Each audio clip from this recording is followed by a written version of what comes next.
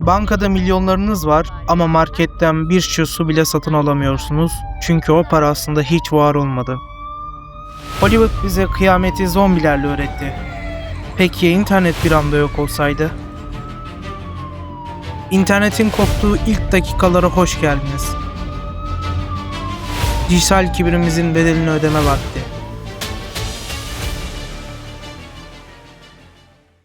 Şu an cebindeki telefona, masandaki bilgisayara veya kolundaki akıllı saate bir bak. Tüm hayatın, anıların, bankadaki paran, işin, arkadaşların hepsi o bir ve sıfırlardan oluşan ekranın arkasında. Bu küçük alete adeta bağımlı olmuşuz. Öyle ki WhatsApp'tan gelecek bir mesaj bildirimiyle dikkatimiz kolayca dağılabiliyor, sosyal medyadan alacağımız bir iki beğeni veya pozitif yorumla kendimizi mutlu hissederken aksi durumda gün boyunca karamsarlığa gömülüyoruz. Modern dünyanın teknoloji denilen illetine öylesine bağlanmışız ki bundan birkaç saatliğine bile mahrum kalsak sanki bir uzvumuz koparılmışçasına acı çekiyoruz. Kendini güvende hissediyorsun çünkü banka hesabında paran var. Tek tıklamayla kapına yemek geliyor, dünya ile her an bağlantıdasın. İstediğin zaman dünyanın bir ucundaki arkadaşınla konuşabiliyorsun. Peki ya bunu sağlayan, internet dediğimiz bu görünmez ağ bir sabah aniden koparsa? Hollywood filmleri bize kıyametin gökten yağan meteorlarla, uzaylı istilasıyla ya da zombi saldırılarıyla gerçekleşeceğini öğretti. Peki ya kıyamet tüm bunlardan çok daha basitse? Modern dünyanın sonunun devasa patlamalarla değil, kusursuz, derin ve sağır edici bir sessizlikle geleceğini söylesem? Dijital kibrimizin bedelini ödeyeceğimiz o karanlık güne, internetin tamamen kapandığı o ilk anlara gidelim.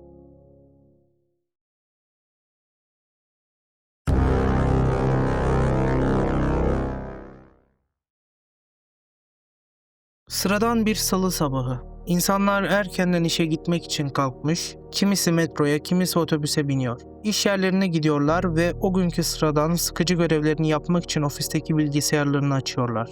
Belki de en sevdikleri kahvecide kısa bir mola vermek için duruyorlar. Kahvesini alıp post cihazından ödeme yapmak için kartını çıkaran kişinin ekranında o sıkıcı yazı beliriyor. Bağlantı hatası. Sahte bir gülümsemeyle kartı tekrar deniyor, yine aynı hata. Arkadaki sıra sabırsızlanırken QR ile ödeme yapmak için telefonunu çıkarıyor fakat sinyal yok.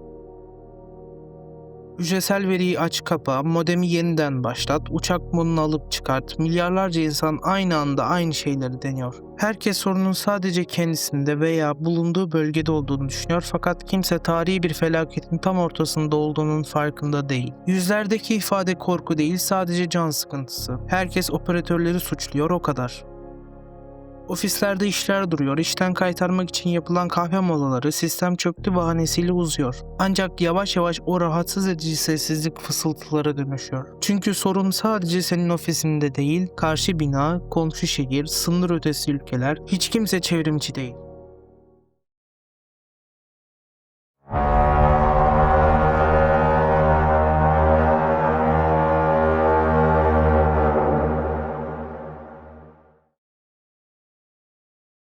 Akşam saatlerinde eski moda antenli radyosu olanlar veya uydudan yayın yapan nadir haber kanalları gerçeği duyurmaya başlıyor. Sorun küresel. İşte o an modern dünyanın en büyük yanılgısı gün yüzüne çıkıyor. Dijital paranın aslında var olmadığı gerçeği. Marketlerde kaos başlıyor. İnsanlar bir şeyler alabilmek için kasalara koşuyor ama sistemler çalışmıyor. Apple Pay, temassız kredi kartları, kripto cüzdanları, borsa hesapları. Hepsi sadece birkaç saat içinde değersiz plastik parçasına ve dijital atağa dönüşüyor. Banka hesaplarında milyonları olan insanlar o an markette bir şişe su veya bir somun ekmek alamamanın şokuyla kala kalıyor. Çok geçmeden panik ATM'lere sıçrıyor. Şehirdeki ATM'lerin önünde kilometrelerce uzayan kuyruklar oluşuyor. Fakat bankaların merkezi sunucuları ile iletişim kuramayan bu makineler size ne kadar paranız olduğunu söyleyemiyor. Haliyle para da çekemiyorsunuz. Sınırlı sayıdaki çevrim dışı çalışabilen makinelerse sadece birkaç saat içinde içindeki tüm nakit parayı tüketiyor. Günler ilerledikçe sokaklardaki belirsizlik yerini saf bir öfkeye bırakıyor. Modern dünyayı ayakta tutan just in time, yani tam zamanında dediğimiz lojistik modeli tamamen iflas etmiş durumda. Hiçbir süpermarketin arkasında aylarca yetecek devasa depolar yok. Sistem, raf boşaldıkça merkeze sipariş geçecek şekilde tasarlanmıştı. Ama artık sistemin beyni yok. Otoyolların kenarlarında devasa tırlar öylece bekliyor çünkü şoförler rotalarını ve irsaliyelerini barındıran bulut sistemine ulaşamıyor. Liman otomasyonları çöktüğü için içi tonlarca gıda dolu kargo gemileri okyanusun ortasında demir atıyor. Uçaklar kulelerden veri alamadığı için yerde yatıyor. Üçüncü günün sonuna gelindiğinde market rafları tamamen boşalıyor. Şehrin en lüks rezidanslarında yaşayanlar bile yiyecek hiçbir şey bulamıyor. Hafta içi gelindiğinde ise milyonlarca insan son bir umutla banka şubelerine yığılıyor. Ancak camların arkasında ne yapacağını bilemeyen banka çalışanlarıyla karşılaşıyorlar. Çünkü banka müdürleri dahil kimse kimin ne kadar parası olduğunu bilmiyor. Tüm o veriler cloud dediğimiz o erişilemez mezarlıkta kalmış durumda. Paramızı istiyoruz çığlıkları camları kırılan banka şubelerinin sesine karışırken devletler sokağa çıkma yasakları ilan ediyor. Askeri birlikler şehir merkezine iniyor ancak aç, parasız ve sistem tarafından yüzüstü bırakılmış çaresiz bir kalabalığı durdurmaya yetmiyor.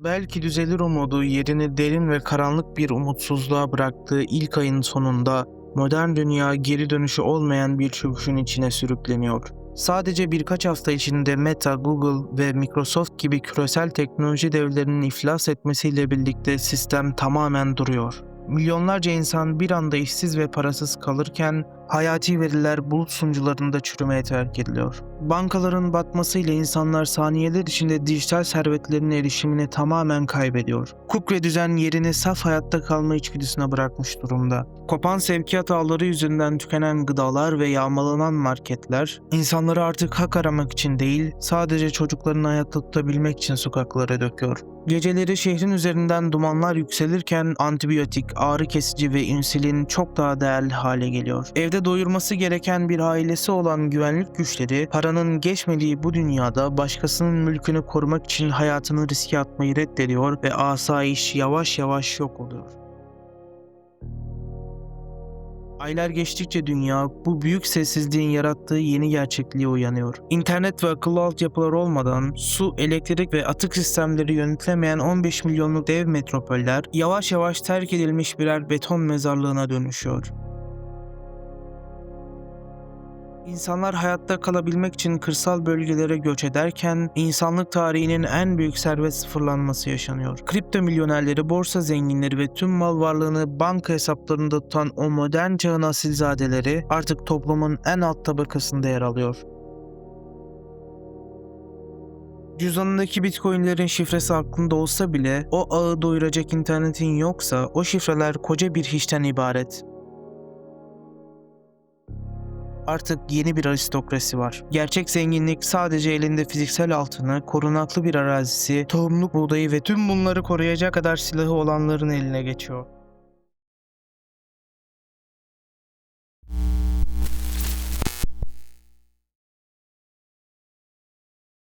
İnternetin gidişinin üzerinden tam bir yıl geçti. Dünya yok olmadı. İnsanlık hayatta kalmanın bir yolunu hep bulur. Fabrikalar eski, manuel makinelerle ve kağıt kalem kayıtlarıyla çok yavaş da olsa üretim yapmaya çalışıyor. Eski televizyon ve radyo vericilerinden yerel yayınlar yapılıyor ama dünya geri dönülemez şekilde onlarca yıl öncesine gerilemiş durumda. Para sistemi tamamen çöktüğü için insanlar pazar yerlerinde takas usulüne döndü. 3 kutu bebek mamasına karşılık bir araba aküsü, birkaç kutu antibiyotiğe karşılık kışlık odun. Ama asıl yıkım fiziksel değil, psikolojik. Milyarlarca insan fantoma sendromu dediğimiz o garip durumu yaşıyor. Nedir bu fantoma sendromu? Tıpta kolunu veya bacağını kaybeden hastaların o kesilen uzuvları hala yerindeymiş gibi acı veya kaşıntı hissetmesine verilen isimdir. Yani fiziksel olarak artık orada olmayan bir parçanın beyin tarafından hala var sanılmasıdır. İşte dijital çağın insanları olarak biz de tam olarak bunu yaşıyoruz. Akıllı telefonlarımız ve internet bağlantımız adeta beynimizin bir uzantısı, vücudumuzun görünmez bir organı olmuştu. Şimdi o organımız koptu ama beynimiz hala yerinde sanıyor. Aklımıza bir soru takıldığında veya bir anı kaydetmek istediğimizde ellerimiz gayri ihtiyari ceplerimize gidiyor. Son 20 yılda çekilmiş milyarlarca fotoğraf, video ve yazışma dijital sunucularda kilitli kaldı ve büyük ihtimalle çürüdü. Koca bir neslin geçmişi silindi. Çocuklarımıza göstereceğimiz fotoğraf albümleri bir bulut sunucusunun karanlık odalarında hapsoldu. Bir zamanlar dünyayı cebimizde taşıyorduk. İstediğimiz her an her bilgiye, her insana ulaşabiliyorduk. O kibrimiz, o görünmez ağ olan körü körüne bağlılığımız bizi bir günde devirdi. Şimdi gökyüzüne bakıp bir zamanlar o boşluktan süzülen verileri, mesajları, videoları düşünüyoruz. Dünya artık çok sessiz, çok yavaş ve çok acımasız.